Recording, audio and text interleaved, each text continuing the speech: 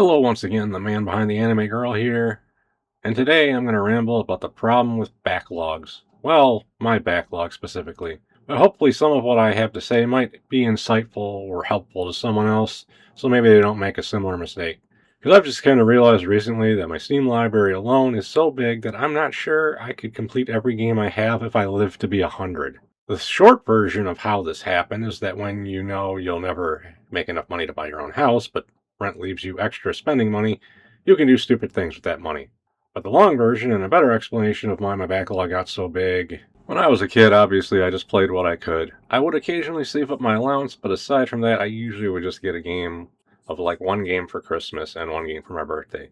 So throughout the NES, SNES, and PlayStation 1, I got to play a lot of great games, but there were always games that I didn't get to play, which years down the road would make me feel like I needed to play those games, even though there were tons of new games to play at this point. The amount of gems I missed as a kid was nothing compared to what I skipped during the PS2 era, because from the year 2000 to probably about 2007, 2008, I was addicted to MMOs. Most notably EverQuest and City of Heroes. I played many others briefly, but would never stick with them in the long run. This caused me to skip a lot of PS2 era games with the exception of Disgaea 1, anime games, wrestling games, and Dynasty Warriors. So for the most part, I actually played less variety of games during the PS2 era than I did as a kid. Then the Xbox 360 came out and gave me a new addiction instead of MMOs, achievements. There were so many mediocre or crap games I bought just because I knew I could get achievements out of the game. Overall, wasn't that bad at first because I mostly just made me play games I already liked a bit longer. Back in the day, I'd never do optional dungeons in an RPG because in my opinion, what's the point if it's harder than the boss you have to beat to complete the game? Achievements made it so there was a point. This didn't make me build a massive backlog yet, but it gave me another reason to own games. The real kicker was when I started my original path to content creation around 2009 or 2010. I can't really remember exact year because Flip TV and my old YouTube channel don't exist anymore for me to check the dates. But this time, I got in my stupid mindset of buy all these games because you can review them eventually. Also, I would now be seeing other people praising games as masterpieces, so achievements, possibility of reviewing a game, and a game being a big hit among people online caused me to start buying a bunch of games that were outside of my wheelhouse that I otherwise would not even touch. My thing was basically fighting games, Dynasty Warriors, turn-based RPGs, and licensed games here and there based on an IP I really like, such as Dragon Ball, or back in the day wrestling. But the thing that really blew my backlog up was getting into PC gaming a bit before 2010. Steam sales are still big now, but back then things were crazy because you had flash sales, which would put something in an extremely marked down price on top of whatever the sale already was. Would buy all kinds of games just because they were insanely cheap. Oh, this indie game is only $1. Oh, this AAA game that is normally $60 is $5. I bought all kinds of crap just because it was cheap. I did this crap for over a decade, and hype around Nintendo games also caused me to get a Wii U and a Switch, in spite of me really not being into platformers. I can honestly say with Nintendo IPs and also Sonic the Hedgehog, I actually like the characters more than I like the games themselves. But all these games I got hype on from other people. I didn't hate BioShock, but I definitely wouldn't have bought it if it was just buying games that really fell into my general realm of interest. Because conversely, I tried Dishonored, and something about the gameplay just was meh to me really early on, and I stopped within like the first half hour.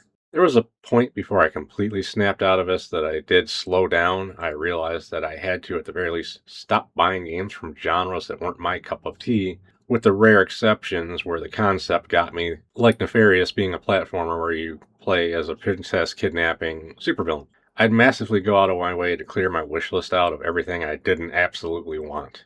But what finally snapped me out of this completely is the past couple years I played Baldur's Gate 3, Dragon Ball Z Sparking Zero, Mortal Kombat 1, Street Fighter 6, and Clair Obscur Expedition 33. For once I bought all these games when they came out, and if I didn't play them immediately, I played them soon after release. They weren't games I just let sit in my backlog until I just randomly decided to play them, and I realized why. These are games I would have played before all the things that caused me to buy random games left and right.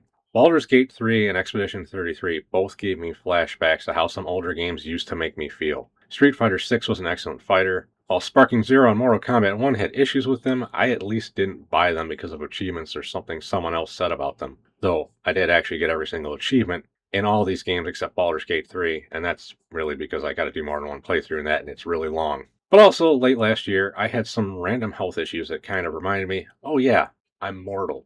Nothing super serious, so don't worry, but some false alarm scenarios made me think about the fact that I'm 45 and got way too many games. Not that I don't still love games, but this caused me to pretty much immediately sell off all my Nintendo stuff. I already kind of hated the Switch's hardware, and I really only had it because of the Bayonetta games, and I ended up hating Bayonetta 3. I still have an Xbox, but I mainly use that for backwards compatibility of games that never made it to PC, as well as my Blu-rays and streaming video. So a lot of my game purchases have kind of come to a halt.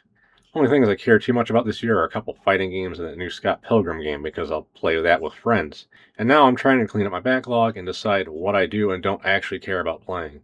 I got a few series that are on my to-do list. Yakuza, some of the pre-Shadows Assassin's Creed games, also Final Fantasy and Dragon Quest, because while I loved both of these as a kid, there are still a lot of random entries I've never played for one reason or another. Granted, a lot of this has room to change if something crazy happens, like I won the lottery, but overall I'm going to try to be more sane with my gaming purchases going forward, because I also have a movie and TV show backlog of Blu-rays and stuff to watch. But let's be honest, that stuff can go faster than a lengthy game.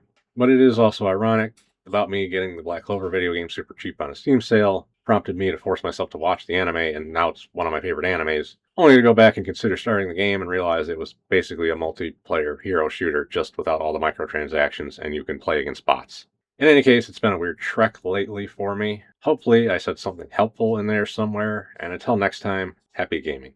And with that, you've made it to the end of the video. Thank you for watching.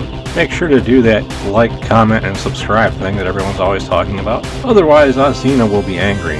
You don't want to see Azina when she's angry.